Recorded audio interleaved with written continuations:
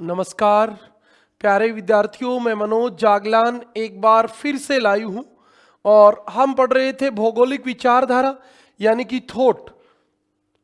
और थॉट में हमारा एक टॉपिक है भूगोल की परिभाषा, विषय क्षेत्र और अर्थ।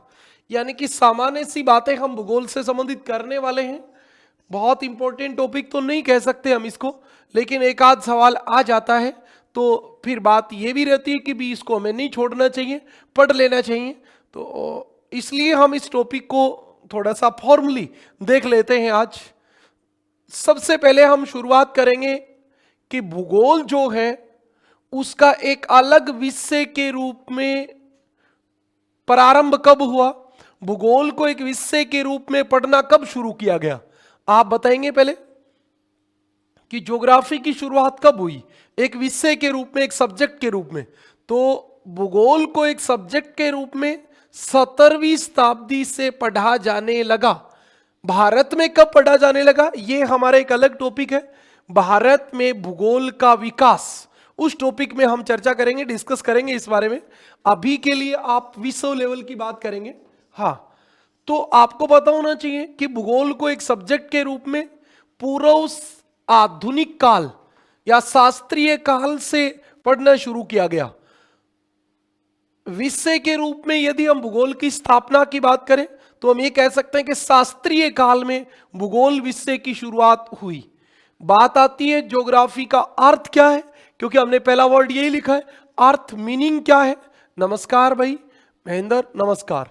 अब बताइए आप कि भूगोल का अर्थ क्या है। तो आपको पता होना चाहिए भूगोल ज्ञान की वह शाखा है जिसके अंतर्गत हम पृथ्वी के पृथ्वी के तल की वैज्ञानिक व्याख्या करते हैं। मतलब पृथ्वी की सरफेस, तल जहां मनुष्य रहता है, उस तल का हम साइंटिफिक जो है वो स्टडी करते हैं। ये हमारी बात है। भौगोलिक अध्ययन का केंद्र बिंदु जो होता है भूगोल में, वो होता है स्थान या क्षेत्र, पैलेस और स्पेस। ये बात होती है। भूतल पर क्या क्या पाया जाता है, भौतिक और मानवीय दोनों प्रकार के वितरण पाए जाते हैं। भौतिक रूप से पर्वत, पठार, मैदान, मानवीय रूप से नहर, सड़क, अधिवास, कृषि, फसलें, खेत, ये सब पाए जाते हैं। इन सब का तर्क सहित व्याख्या करना। कोई भी व्यक्ति कहीं चावल बो रहा है तो क्यों बो रहा है, बाजरा बो रहा है तो क्यों बो रहा है, उसने खेतों मतलब मकानों का छत जो है वो ऊपर से ट्रायंगल टाइप लगाई है तो क्यों लगाई है, उसने सपाट लगाई है तो क्यों लगाई है। इन सब का साइंटिफिक जब हम स्टडी करते हैं तो हम उसको भूगोल कहते हैं। बात आए भूगोल शब्द की, ज्योग्राफी शब्द की, तो ज्योग्राफी शब्द सर्वप्रथम इरेटोस्थनीज ने प्रयोग किया था। इरेटोस्थनीज यूनानी भूगोलवेद था, हमने पढ़ा भी था। उनकी पुस्तक का नाम था ज्योग्राफिया, उसमें उन्होंने ज्योग्राफी शब्द का प्रयोग किया था। और वैसे देखें तो ज्योग्राफी शब्द यूनानी भाषा का शब्द है जिसका मतलब होता है जियो प्लस ग्राफी, जिसका मतलब होता है पृथ्वी का वर्णन करना। जियो पृथ्वी, ग्राफी वर्णन करना। और हम बात करें फादर ऑफ ज्योग्राफी की, तो फादर ऑफ ज्योग्राफी हमारे कौन है, हिकेटियस। हिकेटियस भी यूनान के थे। इनकी पुस्तक थी जस पीरियोडस। जस पीरियोडस जो थी वो प्रादेशिक भूगोल की बुक थी वैसे देखे तो, लेकिन वो भूगोल की पहली व्यवस्थित बुक थी। और पहली व्यवस्थित बुक थी, उसी के आधार पे, जस पीरियोडस के आधार पे हिकेटियस को फादर ऑफ ज्योग्राफी कहा जाता है। अब बात करें हम, ये तो प्राचीन भूगोल के पिता कहे जाते हैं आजकल। मॉडर्न ज्योग्राफी के फादर कौन है, तो अलेक्जेंडर वॉन हम्बोल्ट और कार्ल रीटर। दोनों के आपको पुस्तक का पता भी होना चाहिए। अलेक्जेंडर वॉन हम्बोल्ट की पुस्तक का नाम था कॉस्मोस और कार्ल रीटर की पुस्तक का नाम था अर्धकुंडे। क्या था, अर्धकुंडे। ये सब बातें हम बहुत फॉर्मल लेवल पे आज करेंगे। कोई बहुत ज्यादा हमारे पास कोई गहन स्टडी की आवश्यकता हमें इस टॉपिक में है नहीं, सामान्य सी बातें हम करेंगे। प्राचीन काल से ही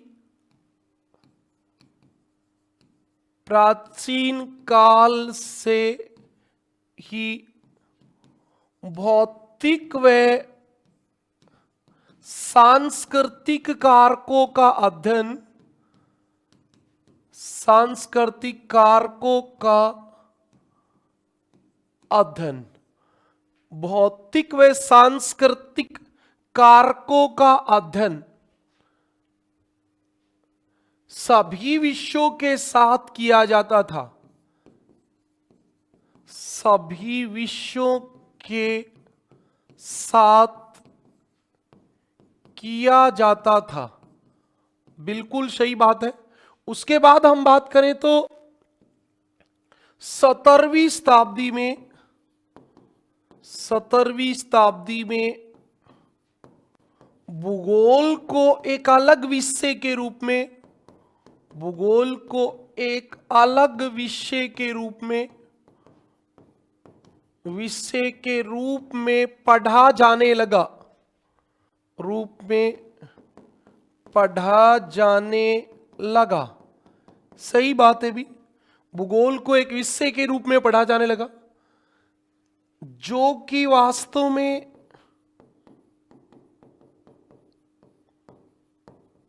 शास्त्रीय काल की देन है, शास्त्रीय काल की देन है। ये जो टॉपिक है ये हमने थॉट में पहले नंबर पे पढ़ते तो थोड़ी बहुत समस्या होती, अब तो इसमें समस्या का मतलब ही नहीं है, क्योंकि अब तो हम ये भी पढ़ चुके हैं शास्त्रीय काल क्या था, अब तो हम सारे विद्वानों को पढ़ चुके हैं, तो अब कोई दिक्कत वाली बात है नहीं। ओके, अगली बात पे हम चलें तो भूगोल का अर्थ क्या होता है। भूगोल का अर्थ किसे कहेंगे आप भूगोल, ये वाली बात है। यदि हम बात करें भूगोल शब्द की तो भूगोल शब्द यूनानी भाषा के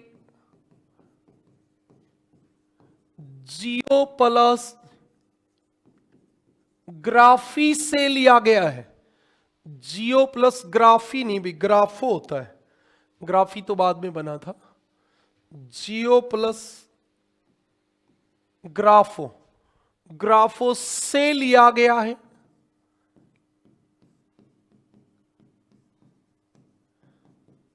जिसका अर्थ है पृथ्वी का वर्णन, जिसका अर्थ है पृथ्वी का वर्णन। यह बिल्कुल सही बात है, पृथ्वी का वर्णन था। भूगोल ज्ञान की वह शाखा है, भूगोल ज्ञान की वह शाखा है जिसमें, भूगोल ज्ञान की वह शाखा है जिसमें पृथ्वी के तल की, पृथ्वी के तल की, पृथ्वी के तल की, भूगोल ज्ञान की वह शाखा है जिसमें पृथ्वी के तल की वैज्ञानिक व्याख्या की जाती है, जिसमें पृथ्वी के तल की वैज्ञानिक व्याख्या की जाती है।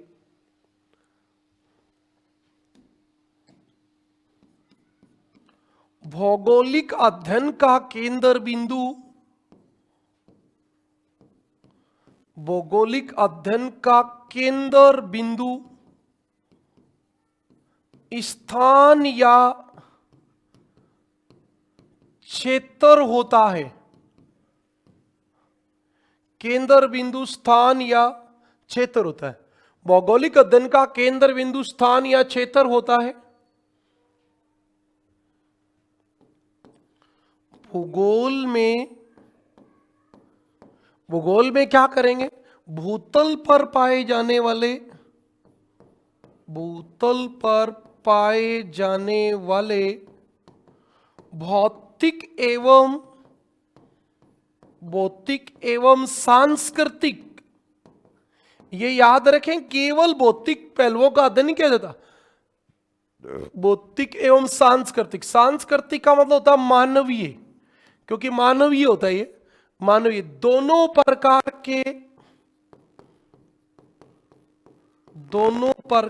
के वितरण प्रतिरूपों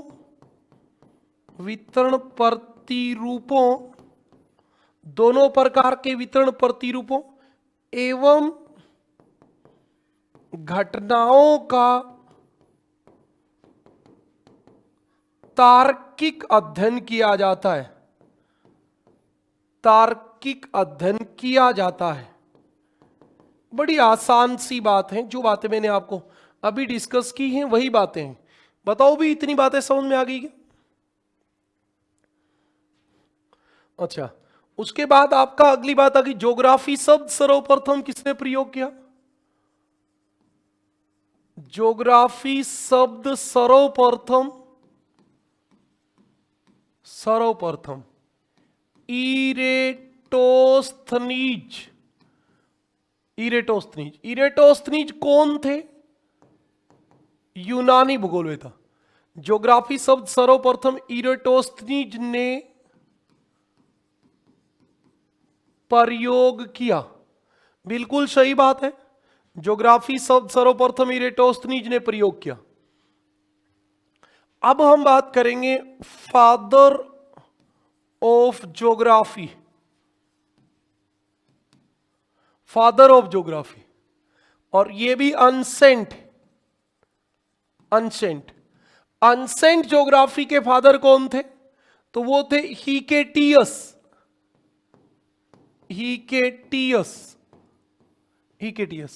इसका मतलब प्राचीन ज्योग्राफी के पिता कौन थे? हिकेटियस। आप बताओगे हिकेटियस की पुस्तक का नाम क्या था? जस पीरियोडस था भाई, जस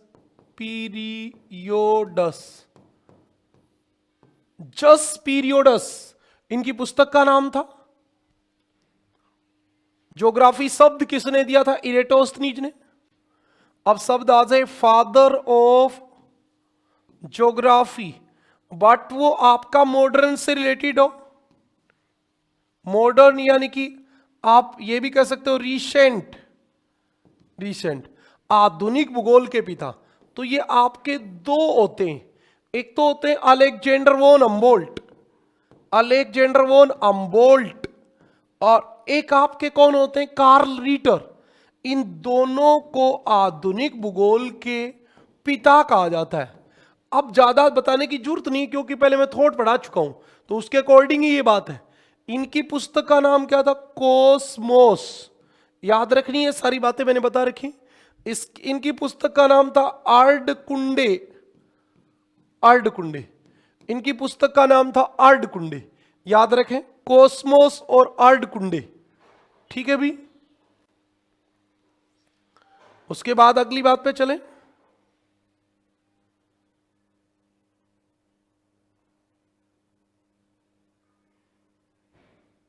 अच्छा, ये फादर ऑफ ज्योग्राफी वाला जो सवाल होता है, ये बहुत प्रकार के होते हैं, ये भी आज आपको डिस्कस कर ही देता हूं। प्राचीन भौतिक भूगोल के पिता कौन थे? आप कमेंट करें, प्राचीन भौतिक भूगोल के पिता। प्राचीन भौतिक भूगोल के पिता कौन थे? बताओ भी कौन थे। और चलो ये आ जाए तो ये भी कर लेना, आधुनिक भौतिक भूगोल के फादर कौन थे? फिर आप महासागर विज्ञान के पिता कौन थे? महासागर विज्ञान के पिता कमेंट करो आप जल्दी जल्दी। 1 नंबर, 2 नंबर, 3 नंबर, 1 2 3 4 लिख के कमेंट कर दो। और जैव भूगोल के पिता कौन थे? जैव भूगोल के पिता। अच्छा, एक बात और बताओ, वनस्पति भूगोल के पिता कौन थे? वनस्पति भूगोल के पिता।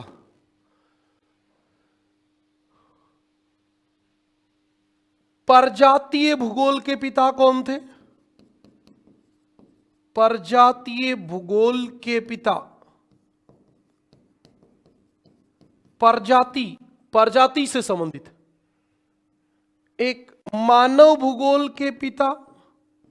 मानव को हमने ये भी किया था, नृ भूगोल के पिता, आप लोगों के कमेंट का वेट कर रहा हूं मैं, करो जल्दी कमेंट करो।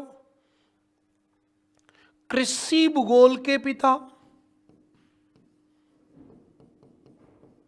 कृषि भूगोल के पिता। और कौन सी भूगोल होती है बताओ भी? कृषि भूगोल के पिता।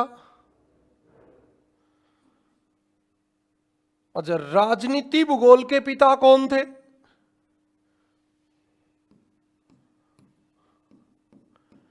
राजनीति भूगोल के पिता,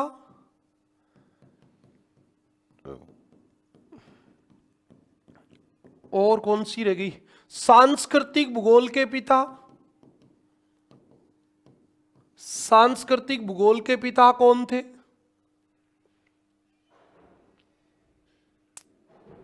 चलो इतने तो बहुत हैं, काम चल जाएगा इतने में तो। हाँ, शुरू से शुरू करते हैं। प्राचीन भौतिक भूगोल के पिता कौन थे बताओ भी? किसी ने नहीं लिखा। पोसिडोनियस, पोसिडोनियस प्राचीन भौतिक भूगोल के पिता थे पोसिडोनियस।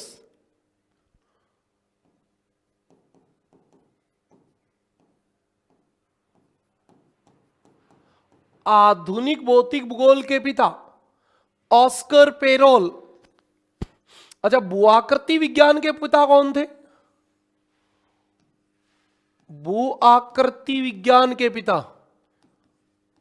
जियोमोर्फोलॉजी के, ये थे William Morris Davis. William Morris Davis. महासागर विज्ञान के पिता एंड्रयू मरे। एंड्रयू मरे, आप देखोगे तो एंड्रयू मरे के परवाल भित्ति से संबंधित सिद्धांत होते हैं। कविता गुड इवनिंग भी, आंसर बताओ। जैव भूगोल के पिता कौन थे? थियोफ्रेस्टल, थियोफ्रेटस भी कह देते हैं हम कई बार, सीधा थियोफ्रेटस, थियोफ्रेस्टस। वनस्पति भूगोल भूगोल के पिता भी यही थे। प्रजाति भूगोल के पिता ये ब्लूमेनबक थे। ब्लूमेनबक, ब्लूमेनबक थे। मानव भूगोल या नरी भूगोल के पिता कौन थे? तो मानव भूगोल और इसके दोनों के तो रेटजेल ही थे। Ratzel, Friedrich Ratzel. कृषि भूगोल के पिता बताओ भी, कोई नहीं बता रहा। आर्थर यंग, मुझे ही बताने थे तो मैं एक साथ ही लिख देता। Arthur young. राजनीति भूगोल के पिता, अब यदि आपको ये नहीं पता ना तो इसका मतलब ये है कि आप लोग ज्योग्राफी पढ़ते ही नहीं हो। सारी थॉट मैंने पढ़ा दी भाई, आपके जो ज्योग्राफर नहीं थे उनको तो छोड़ दो, बाकी को तो पता नहीं चाहिए। राजनीति भूगोल के पिता रेटजेल। सांस्कृतिक भूगोल के पिता कल तो बताया ही था, कार्ल ओ सावर। कार्ल ओ सावर, ये आपके फादर ऑफ ज्योग्राफी कंप्लीट हो गए। ठीक है, ओके। अब हम चलेंगे ज्योग्राफी की कुछ परिभाषा डिस्कस कर लेते हैं।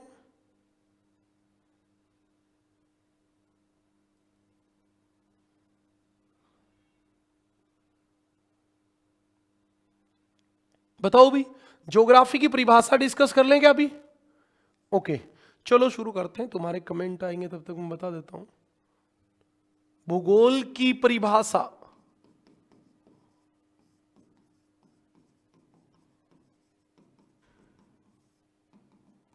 भूगोल की परिभाषा, पहली परिभाषा को आप देखिए। सबसे पहले तो आप याद रखें, भूगोल पृथ्वी का दर्पण है। भूगोल पृथ्वी का दर्पण है। ठीक बात है भी, भूगोल पृथ्वी का दर्पण है, मतलब आप पृथ्वी को देखना चाहते हो तो आपको ज्योग्राफी में देखना होगा, ये वाली बात है। सबसे पहली परिभाषा पीटर हैगेट की ले लेते हैं हम। Peter Haggett. देखो इसकी कोई ये नहीं होती कि कौन सी परिभाषा एग्जाम में आएगी, ऐसा कुछ नहीं होता, लेकिन आपको समझना होता है पीटर हैगेट ने क्या लिखा था। इतिहासकार दर्पण का प्रयोग पीछे देखने के लिए करता है और भूगोलवेता दर्पण का प्रयोग आगे देखने के लिए करता है। यह किसने कहा था? यह पीटर हैगेट ने कहा था। बस पीटर हैगेट ने कहा था। पीटर हैगेट इतिहासकार दर्पण का प्रयोग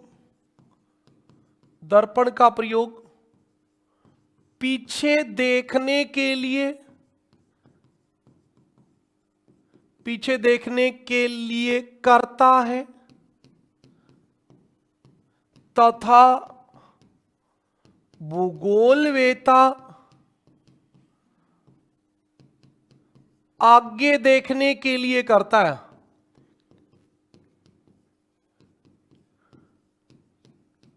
तथा भूगोलवेता आगे देखने के लिए करता है।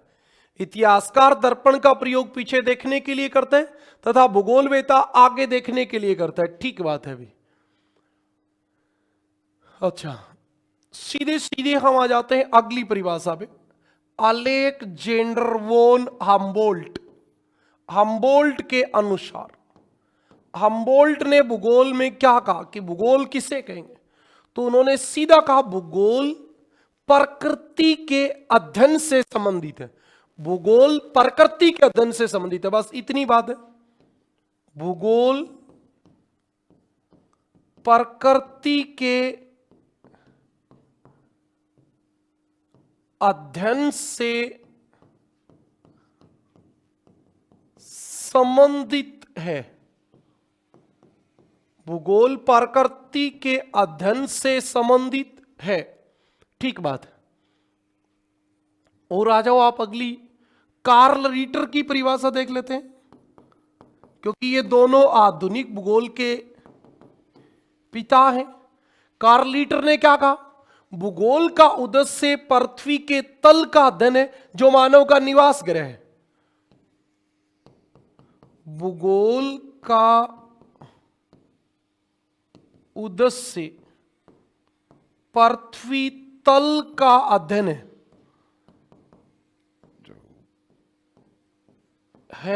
जो मानव का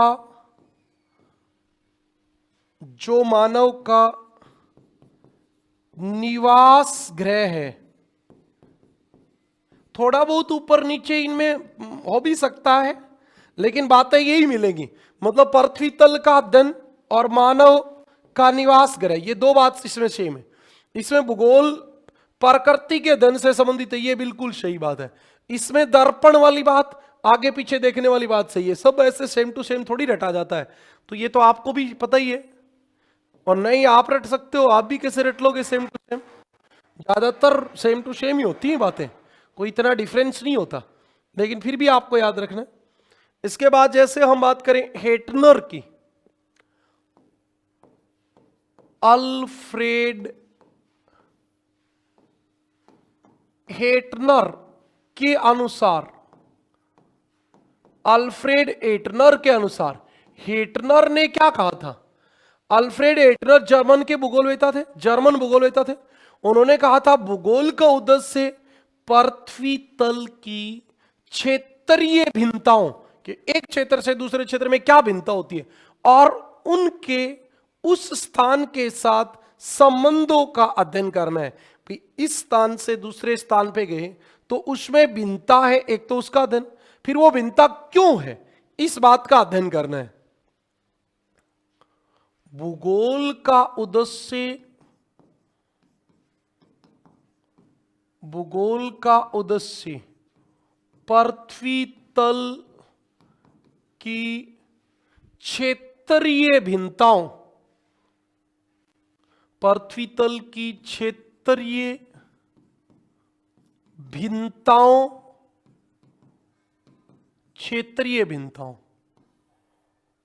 व उनके स्थानिक संबंध, स्थानिक संबंधों, उनके स्थानिक संबंधों की व्याख्या करना है। उनके स्थानिक संबंधों की व्याख्या करना है। यह आपके अल्फ्रेड हेटनर की परिभाषा है। उसके बाद हम जो चलेंगे वो चलेंगे रिचथोपेन पर। रिचथोपेन भी जर्मन भूगोलवेत्ता थे। रिचथोपेन, क्या कहा था रिचथोपेन ने? रिचथोपेन ने क्या कहा था बताओ भी? रिचथोपेन ने कहा था भूतल के विभिन्न क्षेत्रों और उनकी संपूर्ण विशेषताओं का अध्ययन ही भूगोल है। भूतल के विभिन्न क्षेत्रों एवं भूतल के विभिन्न क्षेत्रों एवं उनकी संपूर्ण विशेषताओं, उनकी संपूर्ण विशेषताओं का अध्ययन ही, संपूर्ण विशेषताओं का अध्ययन ही भूगोल का महत्वपूर्ण विषय है। भूगोल का महत्वपूर्ण विषय।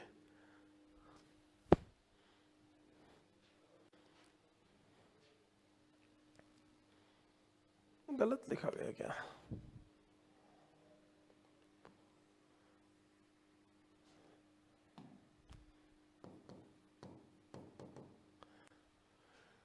भूतल के विभिन्न क्षेत्रों एवं उनकी विशेषताओं का अध्ययन ही भूगोल है। हाँ, इतने में बात बन जाएगी। हाँ, अगली बात पे चले। इसके बाद एच बेराज अमेरिकी ज्योग्राफर थे। एच बेराज ने क्या कहा था बताओ? एच बेराज, भूगोल मुख्य रूप से मनुष्य और पर्यावरण के मध्य संबंधों की व्याख्या करता है। भूगोल मुख्य रूप से पर्यावरण एवं मनुष्य के संबंधों की व्याख्या करता है।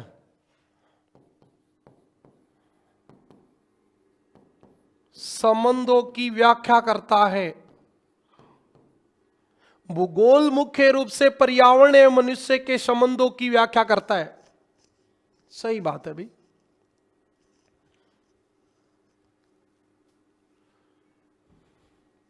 और एक लास्ट परिभाषा और टोलमी के अनुसार। अब ऐसे कोई अंत नहीं आना। टोलमी के अनुसार, टोलमी थोड़े से धार्मिक से विचार थे। उन्होंने क्या कहा? भूगोल एक ऐसा प्रभावी विज्ञान है, भूगोल एक ऐसा प्रभावी विज्ञान है, प्रभावी विज्ञान है जो पृथ्वी की झलक, जो पृथ्वी की झलक स्वर्ग में देखता है। अब वही देखो, पृथ्वी की झलक स्वर्ग में देखता है। अब इसमें आपको केवल इतना याद रखना है, पृथ्वी की झलक स्वर्ग में देखता है, टोलमी। बस मनुष्य के पर्यावरण और मनुष्य के संबंधों की व्याख्या बेराज, रिचथोपेन भूतल के विभिन्न क्षेत्रों और उनकी संपूर्ण विशेषताओं का अध्ययन, हेटनर क्षेत्रीय भिन्नताओं और स्थानिक संबंधों की व्याख्या। मतलब इनके कीवर्ड याद करने पड़ेंगे। सारी चीजें याद नहीं होती कभी भी, कभी भी नहीं होती। आज क्या कभी नहीं हुई। चलो अगली बात पे चलें। इतनी बात समझ में आ गई क्या? बता दो भाई, जल्दी से बता दो कमेंट करके, इतनी बातें समझ में आ गई क्या?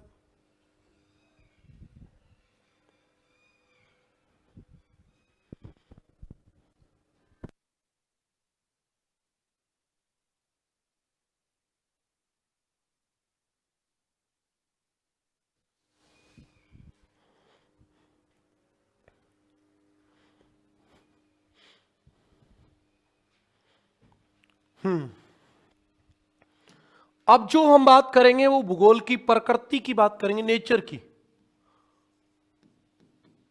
भूगोल की प्रकृति यानी कि nature, nature of geography, nature of geography की बात करेंगे।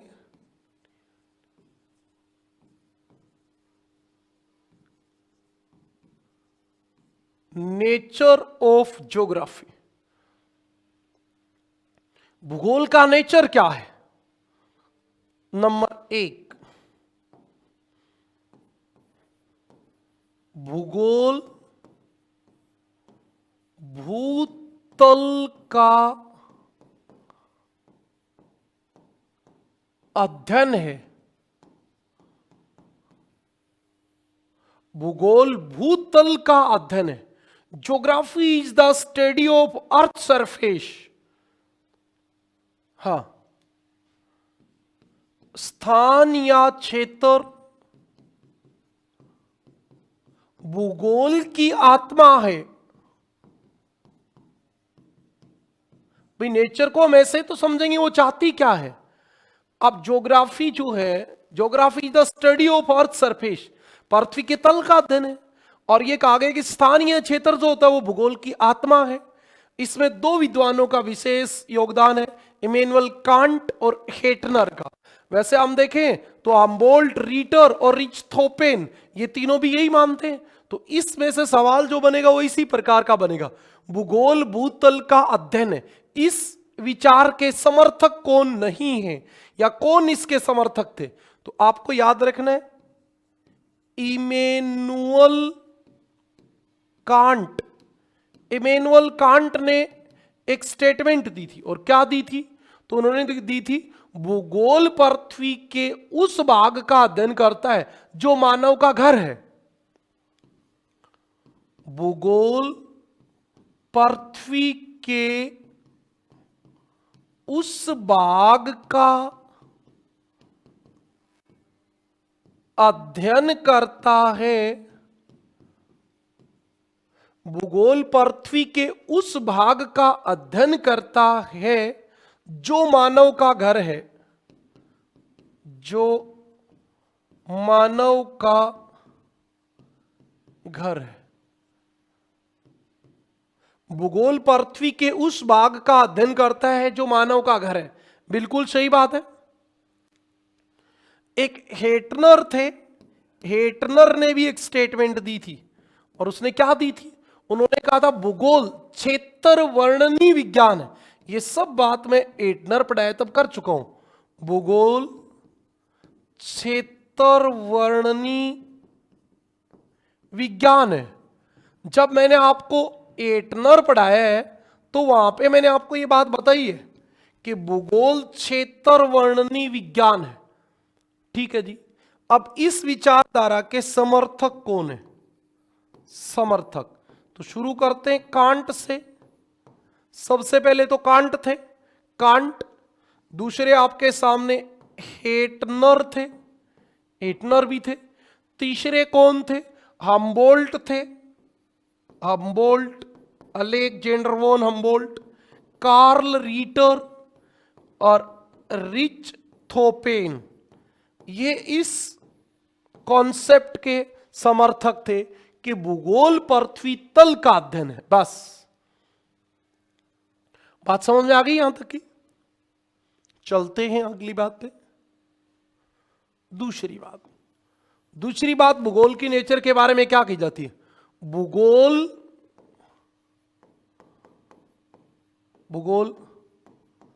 अंतर संबंधों का विज्ञान है। भूगोल अंतर संबंधों का विज्ञान है। अंतर संबंध, इंटर रिलेशन, मतलब geography is the study of inter relationship. Inter relation किसके बीच है? तो आपको पता ही है, इंटर रिलेशन दो ही चीजों के बीच है, मानव और प्रकृति के बीच। मानव और प्रकृति के बीच इंटर रिलेशन का अध्ययन है।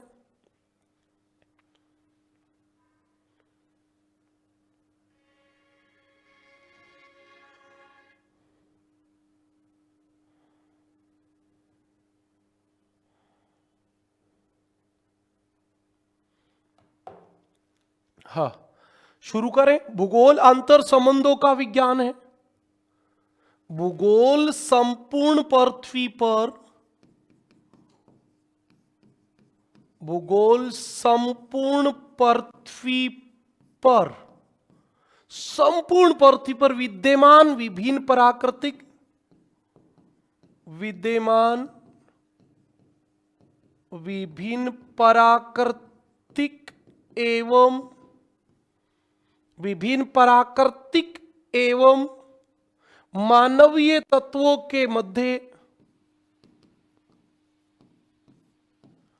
तत्वों के मध्य संबंधों का अध्ययन करता है, संबंधों का अध्ययन करता है। तो इंटर रिलेशन हो गया कि नहीं हो गया भाई? प्रकृति और मानव, मानवीय तत्व और प्राकृतिक तत्व के मध्य संबंधों का अध्ययन करता है। बिल्कुल सही बात है। इससे, इस बात को पार्थिव एकता का सिद्धांत कहते हैं। पार्थिव एकता का सिद्धांत कहते हैं। मतलब पृथ्वी और मानव दोनों एक ही हैं, कोई ज्यादा डिफरेंस है नहीं। ठीक है भी। अगली बात,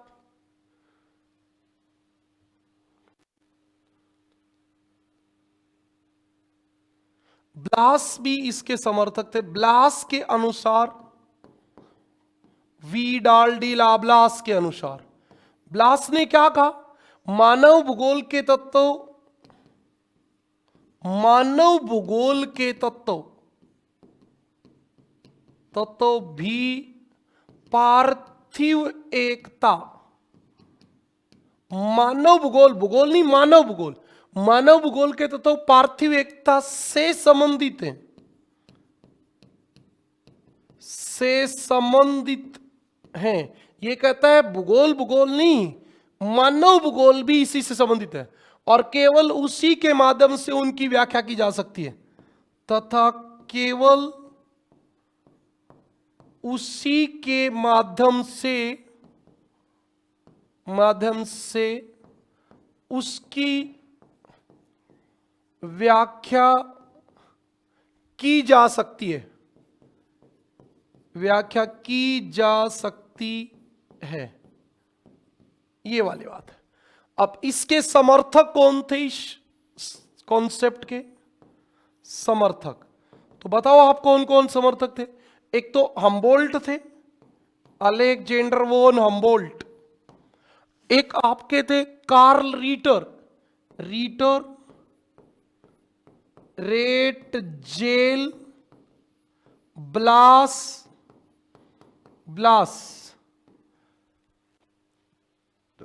और देखो तो ब्रुन्स और डिमाजिया भी आप बता सकते हो। ब्रुन्स और डिमाजिया, इनका संबंध भी रहा है, लेकिन ये ज्योग्राफर हमारे हैं नहीं। जो हमारे हैं उनको हम ज्यादा लिखें तो ज्यादा कारगर है। जैसे Alexander von Humboldt, Carl Ritter, Ratzel, Vidal de Lablache, ये ज्योग्राफर हमारे हैं सिलेबस में, तो फिर वो सवाल ज्यादा पूछे जाने की संभावना रहती है ना। हाँ, तीसरा, भूगोल क्षेत्रीय समाकलन का अध्ययन है। भूगोल क्षेत्रीय समाकलन का अध्ययन है। भूगोल क्षेत्रीय समाकलन का अध्ययन है। Geography is the study of spiritual integration. 20वीं शताब्दी के प्रारंभ में भौगोलिक अध्ययन में क्षेत्रीय समाकलन या क्षेत्रीय एकीकरण पर बल दिया गया और इसके सबसे ज्यादा जो समर्थक थे वो एटनर थे। एटनर ने कहा था भूगोल स्थानिक समाकलन का क्रमबद्ध विज्ञान है। एटनर के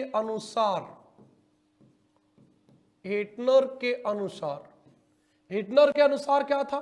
भूगोल स्थानिक समाकलन का क्रमबद्ध विज्ञान है। भूगोल स्थानिक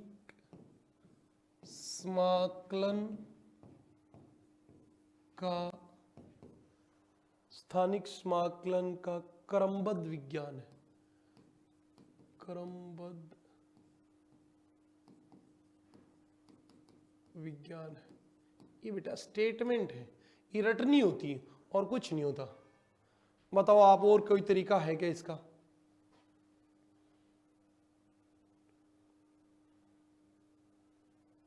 हाँ, हम्बोल्ट भी इसके समर्थक रहे। हम्बोल्ट ने भूगोल को क्या कहा था बताओ? हम्बोल्ट ने भूगोल को क्षेत्रीय वितरण का विज्ञान बताया।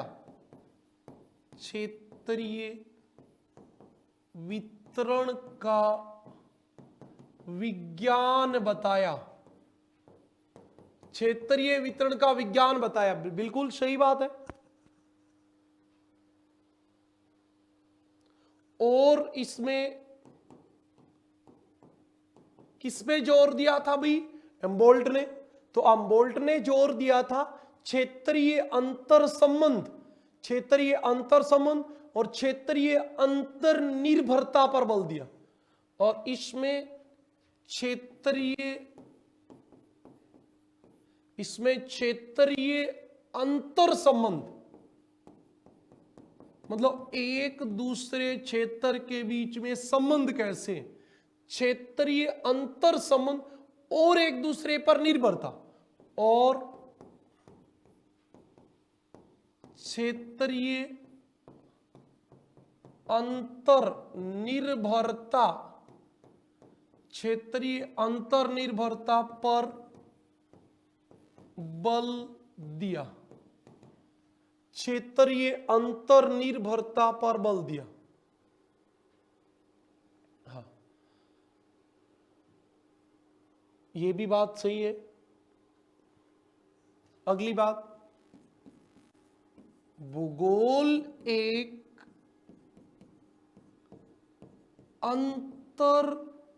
अंतर विषय से दूसरे विषयों के साथ, ये रह पता ही देख लेना भाई कहाँ आएगा। अंतर विषयी विज्ञान है भूगोल, अंतर विषयी विज्ञान है। Geography is interdisciplinary science. भूगोल एक स्थानिक विज्ञान है जिसके अंतर्गत प्राकृतिक और मानवीय दोनों प्रकार के तत्वों का क्षेत्रीय वितरण का अध्ययन किया जाता है। इसलिए इसका संबंध अनेक सामाजिक विज्ञानों और प्राकृतिक विज्ञानों के साथ सदैव बना रहता है। हाँ, तो आप याद रखें, भूगोल का संबंध अनेक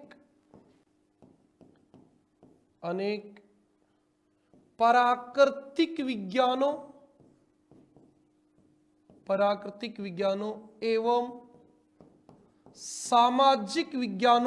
सामाजिक विज्ञानों के साथ सदैव बना रहता है। सदैव बना रहता है। भूगोल का संबंध अनेक प्राकृतिक विज्ञानों एवं सामाजिक विज्ञानों के साथ सदैव बना रहता है। इस बात के समर्थक कौन थे बताओ? ये सारे ज्योग्राफर लगभग बातों में सेम ही है। हेटनर, हार्टसॉन,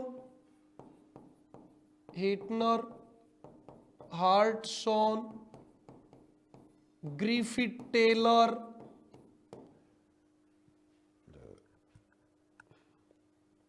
कार्ल ओ सावर। आप देखोगे तो इनमें सब में लगभग समानता ही रहती है। ये हम्बोल्ट यहां पे भी है, हेटनर हम्बोल्ट यहां पे भी, पिछले में भी, उससे पिछले में भी, हर जगह आ रहे हैं। अगली बात है, भूगोल एक अनुप्रयुक्त विज्ञान है। भूगोल एक अनुप्रयुक्त विज्ञान है। इसको इंग्लिश में जब हम बोलेंगे तो हमें थोड़ी बात समझ में आएगी।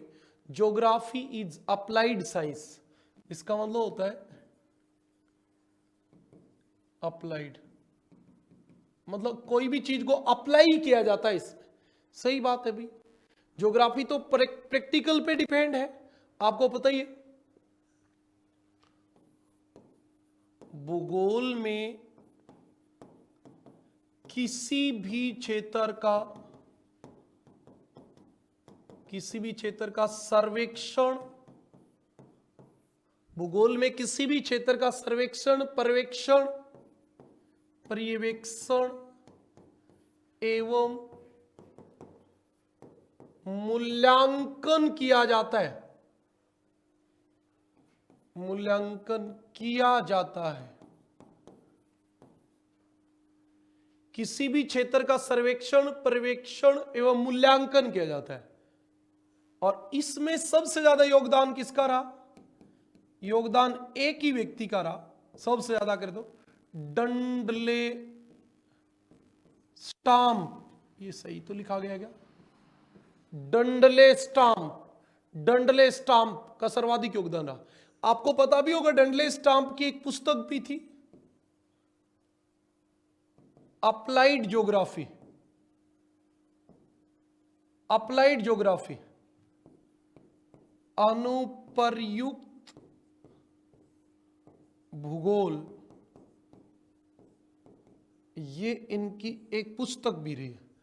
अनुप्रयुक्त भूगोल, अप्लाइड ज्योग्राफी जो है वो इनकी एक पुस्तक भी रही है।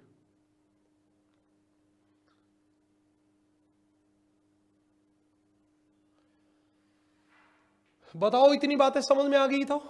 1 मिनट आप कमेंट करें, तब तक मैं पानी पी आता हूं, 1 सेकेंड।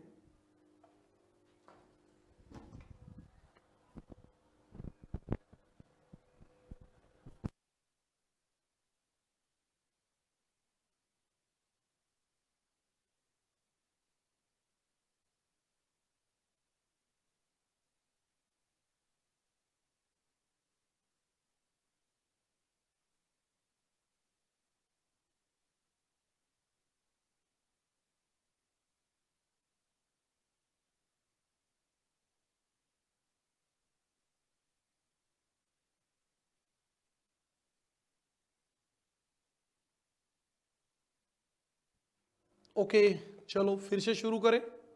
हमारा लास्ट बच गया बस, आज थॉट हमारी कंप्लीट हो जाएगी। इसमें पीजी लेवल के बचेंगे तो पीजी लेवल को हम साथ कर लेंगे सबको ही।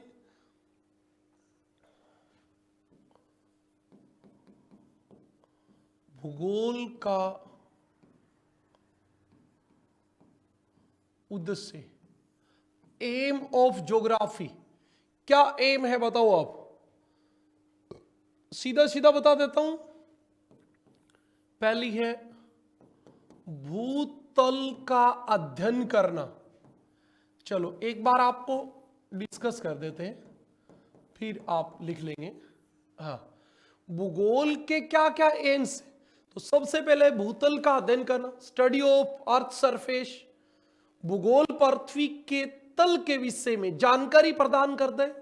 कहां पे कौन सा पर्वत है, कहां कौन सा पठार है, कहां कौन सा मैदान है, कौन सी कहां झील है, किसी स्थान की लोकेशन है, जलवायु है, सब कुछ यही तो बताता है।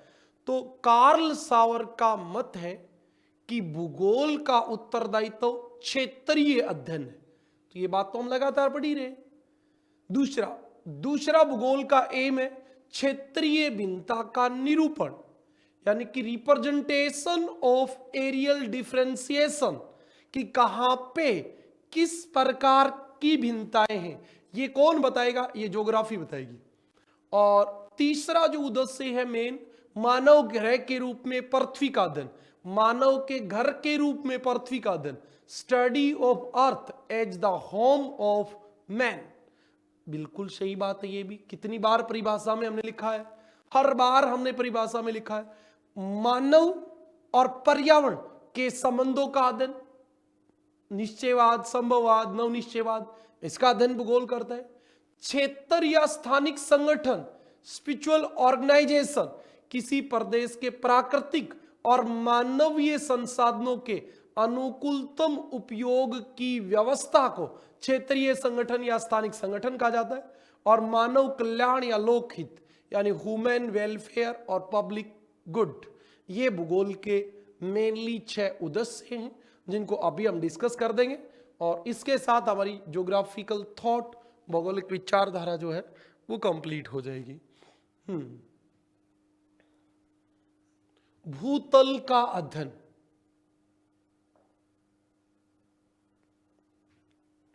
अब बताओ क्या बताऊं, इसको कितनी बार बताऊं, मुझे तो ये ही नहीं समझ में आ रहा।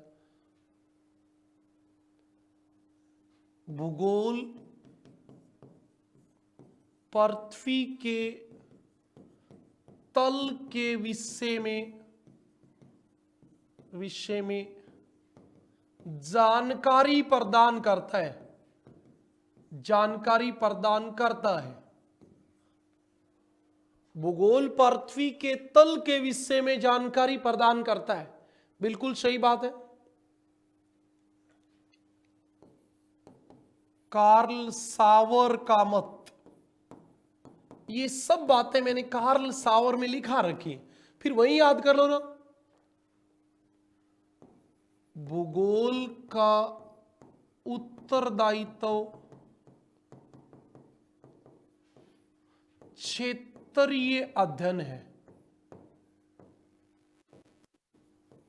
भूगोल का उत्तरदायित्व क्षेत्रीय अध्ययन है, सही बात है। नंबर 2, क्षेत्रीय भिन्नता का निरूपण। क्षेत्रीय भिन्नता का निरूपण, इसका मतलब कहां क्या पाया जाता है ये आपको बताना है। क्षेत्रीय भिन्नता का निरूपण। क्षेत्रीय भिन्नता क्या होती है? Areal differentiation, representation of areal differentiation. Areal differentiation के बारे में बात करना। आप सीधा ब्लास पे आ जाओ। ब्लास ने क्या माना? ब्लास ने तो सीधा कहा था भूगोल को स्थानों का विज्ञान माना। भूगोल को स्थानों का विज्ञान माना। भूगोल को स्थानों का विज्ञान माना।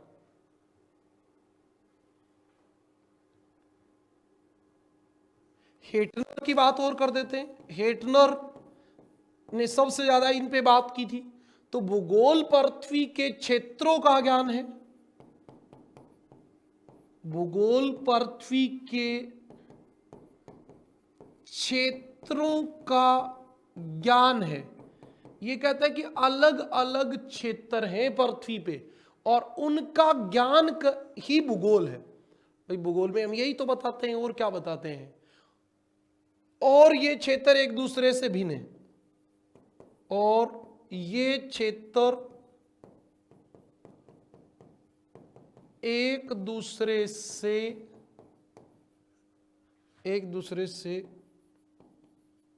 भिन्न है, और ये क्षेत्र एक दूसरे से भिन्न है। और क्या बताओ इसमें, मुझे नहीं लगता। तीसरा, मानव घर के रूप में पृथ्वी का अध्ययन। आप लोग कमेंट करो, ये बातें बताने की जरूरत है क्या? मुझे नहीं लग रहा भाई अब ये बातें, मुझे समय का ऐसे बर्बादी सी लग रही है। हाँ, एक आध स्टेटमेंट तो खैर मैं लिखता जाऊंगा, बाकी कोई ये सारी बात मैंने लिख रखी है ना। तो हार्टसोन ने क्या कहा था?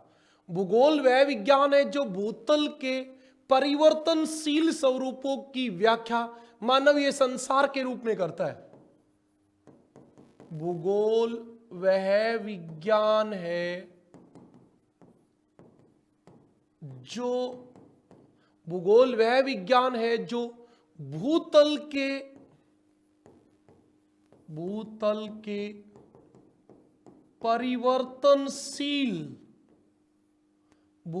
के परिवर्तनशील स्वरूपों की व्याख्या परिवर्तनशील स्वरूपों की व्याख्या।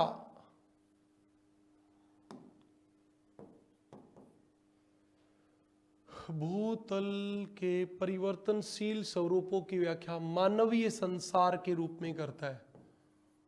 मानवीय संसार के रूप में करता है।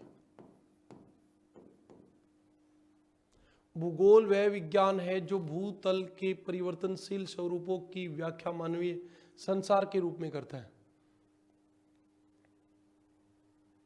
और लिख लो, कार्ल सावर के अनुसार, कार्ल सावर ने नहीं, कार्ल रीटर ने कहा था। कार्ल सावर नहीं, कार्ल रीटर ने। कार्ल रीटर के अनुसार, कार्ल रीटर, हाँ गलत तो नहीं बता रहा हूं मैं। कार्ल रीटर ने क्या कहा था? भूगोल में पृथ्वी के उस भाग का अध्ययन किया जाता है जो मानव का निवास ग्रह है।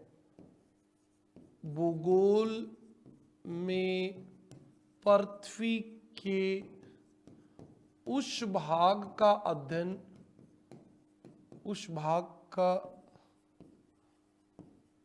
अध्ययन, किया जाता है जो मानव का घर है।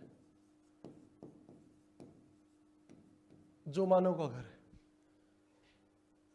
भाई, जो मानव का घर है, ये निवास स्थान है। कोई भी इस प्रकार की तो स्टेटमेंट काम में ली जाएगी, ये वाली बात। 4 नंबर, मानव पर्यावरण संबंधों का अध्ययन। मानव पर्यावरण संबंधों का अध्ययन तो हमने सब पढ़ा है सबसे पहले। निश्चयवाद, संभववाद, नवनिश्चयवाद, ये पढ़ाई है। अब दोबारा बताने की क्या जरूरत है इसमें। इसके बाद आपका क्षेत्र या स्थानिक संगठन, क्षेत्र या स्थानिक संगठन, इसका मतलब क्या होता है? ये थोड़ी सी काम की बात हो सकती है, लेकिन एग्जाम में तो क्या आएगी? किसी प्रदेश के प्राकृतिक तथा मानवीय संसाधनों के अनुकूलतम उपयोग की व्यवस्था। किसी क्षेत्र में जो संसाधन है और मानवीय, उनको अच्छे से अच्छे कैसे उपयोग किया जाए, उसी का नाम स्थानिक संगठन है। किसी प्रदेश के प्राकृतिक एवं मानवीय संसाधनों के अनुकूलतम उपयोग की व्यवस्था स्थानिक संगठन कहलाती है। स्थानिक संगठन कहलाती है। ये आपकी बात है, ठीक है भी। और लास्ट पॉइंट है मानव कल्याण या लोकहित। अच्छा, एक बात हो, किसी भी विषय को हम क्यों पढ़ते हैं? फिजिक्स हो, केमिस्ट्री हो, बायोलॉजी हो, हिस्ट्री हो, पॉलिटी हो, सब इसलिए पढ़ते हैं कि मानव का हित हो, बस। और क्या उद्देश्य होता है? और कोई उद्देश्य नहीं होता। ओके, इतनी बातें आपको समझ में आ गई हो तो मुझे एक बार बता दो भी। आज की बात को विराम कर देंगे फिर, क्योंकि आपको भी पता है कि हमारी ये ज्योग्राफिकल थॉट जो है ये कंप्लीट हो गई है।